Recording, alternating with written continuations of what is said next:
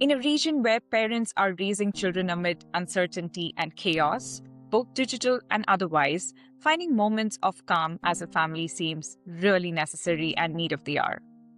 Jacqueline Perrottet, founder of Hoopla, is on a quiet but a very powerful mission to help families put down their screens and pick up stillness together as a family activity. Through gamified wellness and mindfulness, she is giving kids and their parents some tools to breathe, reset, and reconnect with each other. Jacqueline, we're so glad to have you on the show. Thank you for joining us. Thank you so much for having me. I'm excited to be here. So, if you were to describe your life's work in a sentence right now, what would it be, Jacqueline? My life's work. I think that's a hard question to answer. I feel like ask me in a few decades, maybe. I think that if, I mean, in some ways, I'm just getting started. Our company is 3 years old and our mission is very clear. We make simple tools for some of the hardest moments. But in terms of life's work, I'm sure that that's going to continue to evolve and we'll see. Yeah, I mean, tell us a bit more about like how did Hoopla happen, right? Like, what was the inspiration there? You're a mom to two beautiful daughters. So I want to assume that the journey began somewhere there, but we want to hear that from you. Yeah, definitely. So Hoopla began because I have always struggled with anxiety throughout childhood, throughout my adult life. And then having two young children, everything kind of changes, your perspective changes. I realized that I didn't have the right tools growing up, and I wanted to make sure that my daughters had the tools that I didn't have. And I realized also that I wasn't the only one who experienced this. A lot of other parents, they were looking for tools to make parenting just a little bit easier, to make sure that their kids were growing up, emotionally well. And it's challenging in today's world. So that's really where it started. It was a personal problem that I wanted to fix, and I realized I wasn't the only one out there, and there was a business opportunity as well. I always find it like I've interviewed at least 20 guests on the show, most of them who are moms and who are also founders. And it's quite interesting to me that it's always tech founders who are moms who find that there's actually a need that needs to be addressed and come up with ways like in form of an app or a solution that really fixes the problem, but the problem's almost always something related to family or something related to children. And it's so fascinating that you have these tech giants and big companies out there that are not focusing on the problems that probably need more focus, and it's the mums again who wake up and take action, right? Yeah. I mean, it's always easiest when you're creating a product that you use yourself on a daily basis because I mean, I obviously test all of our products with my children, but I am just as much a user as any of our other users. I pick it up when I'm really struggling, or we use it on a nightly basis to kind of have this grounding routine. And yeah, I think that moms they realize what they need in their life and they're not going to wait for anyone else to create it, so they just create it for themselves. Hoopla's been around for 3 years now. Before I get Mhm. into the technicalities of, what's the outcome been like, but personally for you, you said that you test most of the features yourself. You're using it on a day-to-day basis with your kids. How has it shifted the family dynamics? And like, tell us specifically from the perspective of becoming a founder, but also being a mom. Like, how do those two roles collide at home? I think when I first kind of went out on this journey and started creating Hoopla and the content for Hoopla, I really thought I was creating tools for my children. And what I realized was that I was making it for myself just as much as them and for my entire family. The tools, it really focuses on the family unit and the connection between the parent and the child, or the caregiver and the child. And it's just as much for the caregiver. You're experiencing the similar emotions. And I think that, finding ways to calm yourself first and then calm your child or deal with the different emotions that they might be dealing with, It's so important, and there is something to this co-regulation and making sure that both of you have these moments of connection and grounding.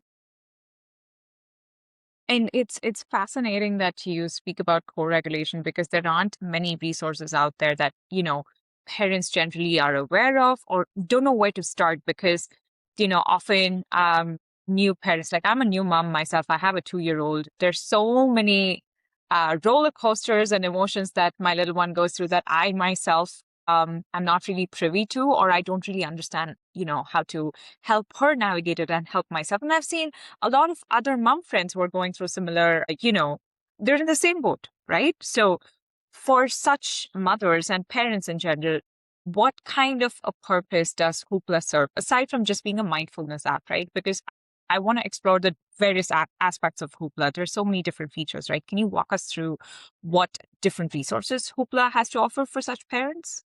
Sure. First, I'll tell you kind of in general some of the things that make us a bit different and our unique approach to mental wellness in general. So we are body first. We focus on the physical sensations that different emotions create.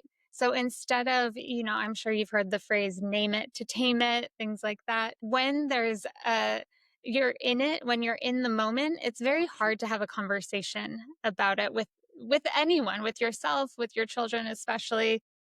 It's a moment where if you can feel the physical sensations first before you start talking about anything, it goes a lot further. So instead of talking and trying to identify what emotion they might be feeling, feel where in the body. Like, is your heart racing?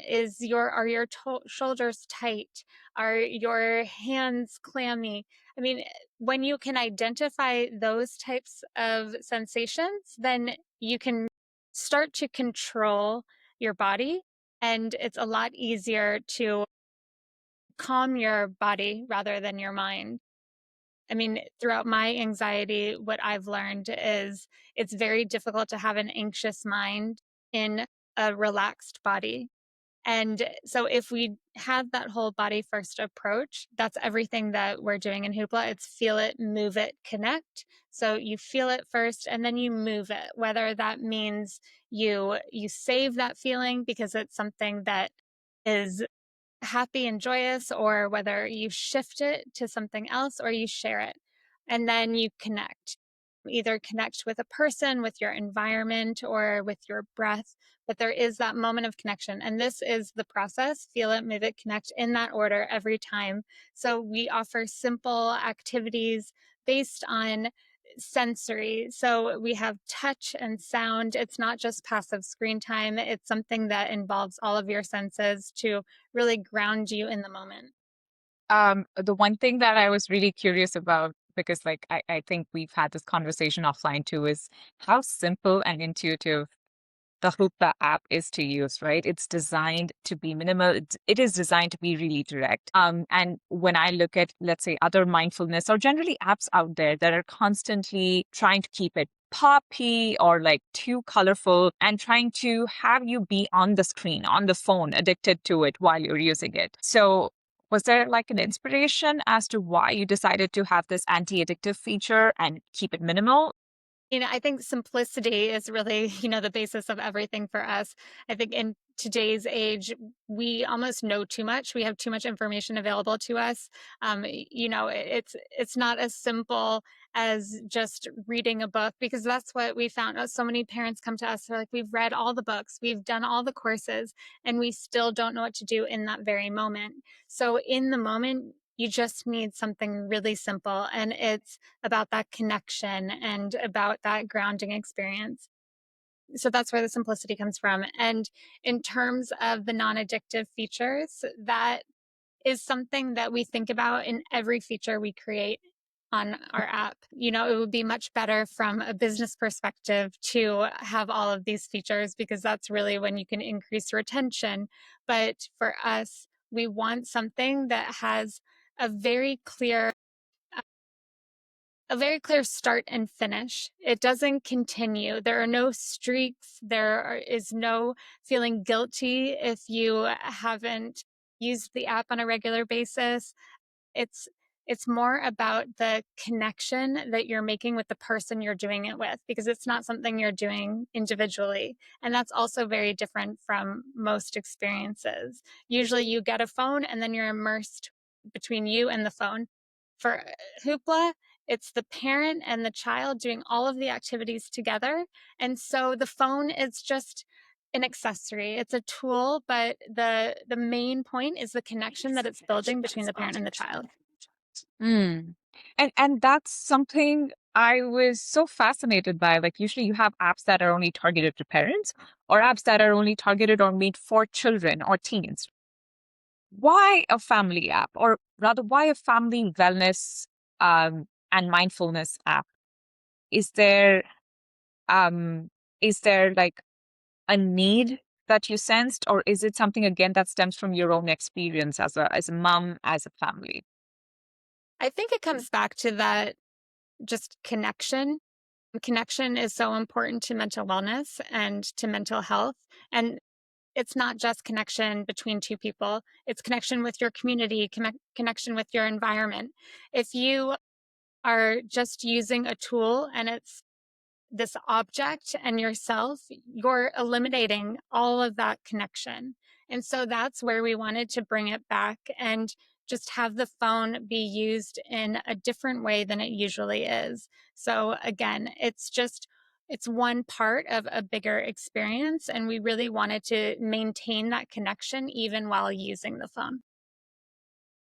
I think that was kind of what I expected you to answer because the more I am researching and talking to people, the more I'm realizing it. I think in general as humanity realizing that phones and technology itself disembodies us, makes us more lonelier, makes us go into these shells, and it's so disembodying in general to be on any app or through the or on any of the devices that you use, let's say. And something like Hoopla is so anti that disembodiment in a way that it's asking you to embody, feel things and do it together as a unit as opposed to doing things by yourself, right? That's something I really loved about the mission that Hoopla is on. And one of the things that I specifically want to talk to you about with regard to Hoopla is because this is a parenting and technology podcast. We talk a lot about digital wellness, but we specifically talk about screen time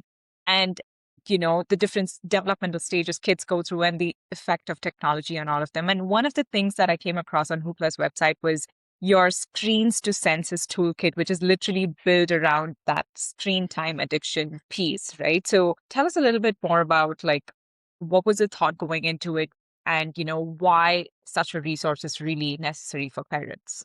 Mhm. I mean, there are so many different opinions when it comes to screen time and screen time with children specifically. I know there are so many studies, there are conflicting studies as well. But I think at the end of the day, screens are here. Screens are here to stay. They're in so many different aspects of our lives, they're in our learning environments.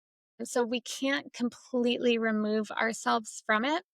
And so I think providing tools that can help specifically with the transition between screens and then getting off the screen for children. I think that's our focus, because whether you use a screen with your child, more than maybe your neighbor or your friend, if they have any moment of screen time, there is a change from having that focus on the screen and then transitioning back into the world around you. So that is something that we wanted to create these tools and guides to help parents with that transition. Be a part of that toolkit? Like, would it be something like activities or like things parents can help their children, like you said, get, Yeah. feel the sense?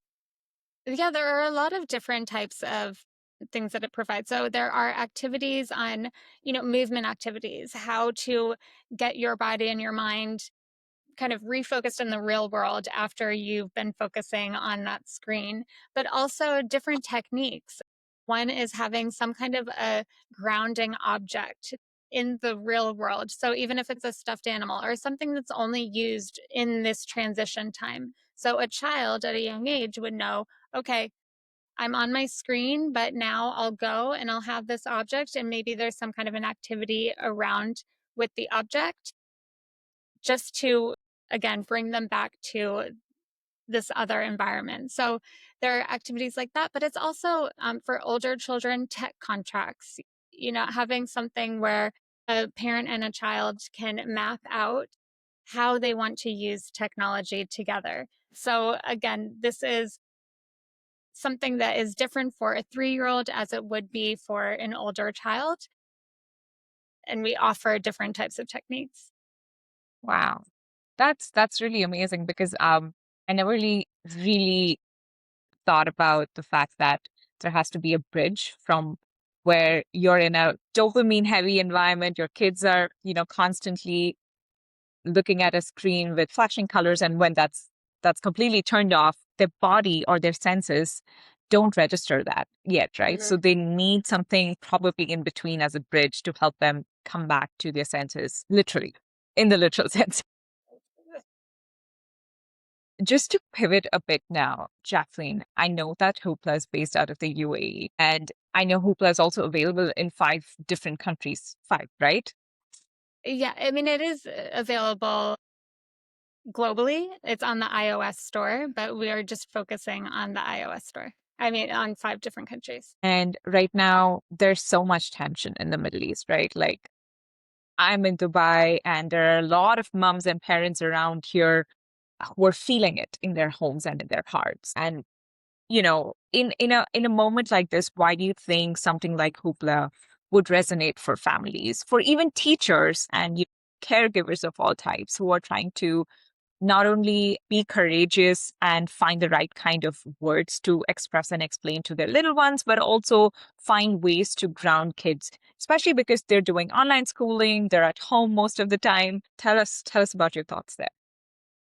I mean, again, having simple tools in times like this, it's so important. And just something that it's not trying to change behavior, it's not trying to teach, it's just trying to focus on very simple connections, something that you can do even when you're stressed as a parent and your anxiety levels are high. And that's, again, why this was created in the first place. Because when your children are going through challenges, usually it means the parent is going through those same challenges in a different way and they're experiencing it.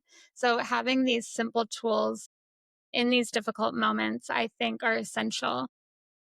Are there any tools specific to, the situation right now that Hoopla is planning to share with parents? Is there something that they can specifically look for guidance on? Yes. So we've been trying to figure out where do we go from here because a lot of the plans that we had have changed. So what we wanted to do, we want to give as many people access to Hoopla as possible. At first, we were thinking we'll do that through the app, but then again, there are limitations. It's only available on the iOS store. There's still friction for people. They have to download, and even if we made this a free app, it's not as accessible. So, what we've done is we've created parent guides, and they're interactive parent guides. They will be on our website, and there is no login, there's no payment. They're free guides for parents, and they specifically deal with different types of challenging challenges, but also including, how do you talk to your children about really difficult things like war, like death, like things that sometimes you don't have the words for. And and then we go from there. How do you transition to a new environment suddenly? We try to address the different challenges that our users might be facing at this time.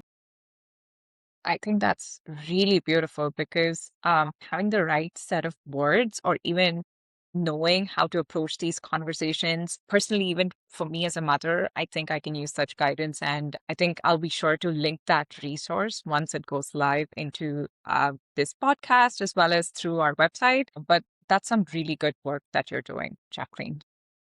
Thank you. No, we really do want this to be as accessible as possible for people. Absolutely. I feel like we need to really have more mindfulness as like a part of not just family tradition and like everyday routine, but like you mentioned, in community and in spaces that we go out. So we feel more connected to our own bodies, to the people around us in a world that's just only getting more and more hyper connected to the digital things, all things digital, right? So this next part of the interview, I want to focus on just the future and the hopeful side of things, right? So if Hoopla were to continue on its mission, let's say 5 years from now or 10 years from now, where would you see it headed? And what's the kind of world you would hope it has an impact on?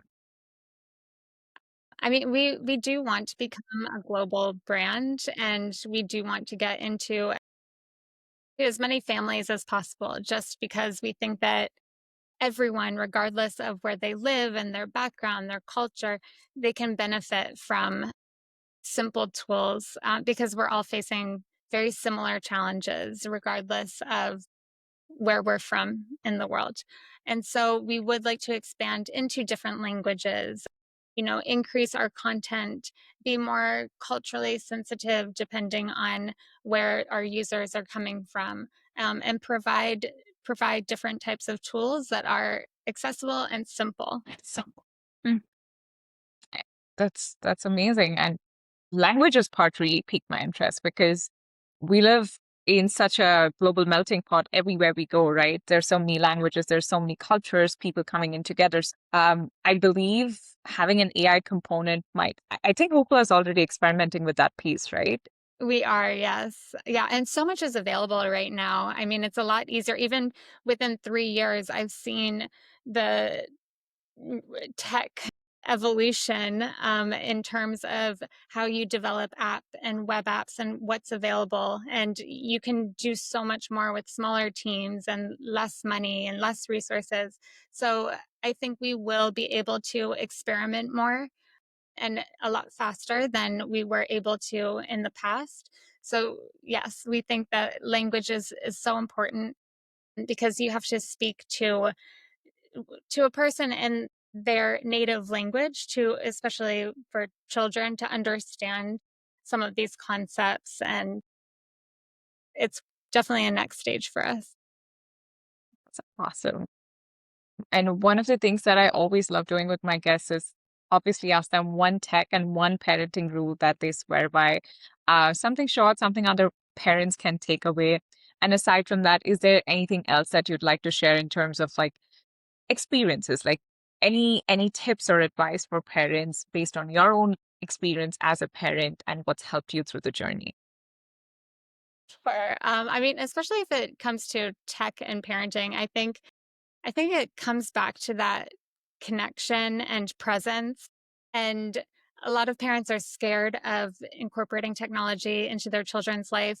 But maybe if they made more of an effort to understand their children's interests online and how they're like, what games are they playing, and actually play the games, and you'll know a lot more than reading advice from other parents. So that's another thing that we've provided. We have glossaries of words that you might hear your children say and have no idea what they mean. They're from games.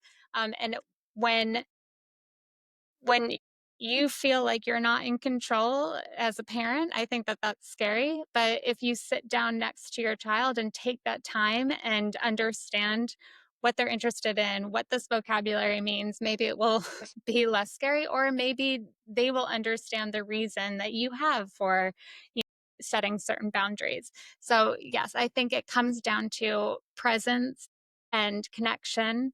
Um, and yeah, I never thought of it that way that, when you actually experience things with your kids while they're going through it, be it a game that they learned or be it some part of the internet that they're exploring, it's far more interesting to experience it with them rather than, find answers on your own, or get lost in the process, right? exactly. That's that's really valuable advice. Jacqueline, it's been such a wonderful conversation. Is there anything you think that I may have missed asking you and that you think is necessary to put out there for our listeners to hear more about? No, I'm just excited to share our new resources. So if you can add the link to make sure that everyone has that available to them. I think that would be wonderful. And I look forward to staying in touch to keep your listeners just aware of all of the new resources that we're creating. It's beautiful. Yes, I'll be sure to link them down. And I think the one thing that really stood out to me throughout our conversation here, and a much needed reminder for a lot of parents, is to breathe, take it easy, and experience and go with the flow with your kids, as opposed to just trying to take too much control or feel like you have to rely, or rather over rely on all the resources that you read online, right? So, Jacqueline, once again, thank you so much for spending your time here today with us. I'll be sure to link the resources below, and also go check out Hoopla Fun on iOS. I'll link that below as well. So download the app and try out their meditation today.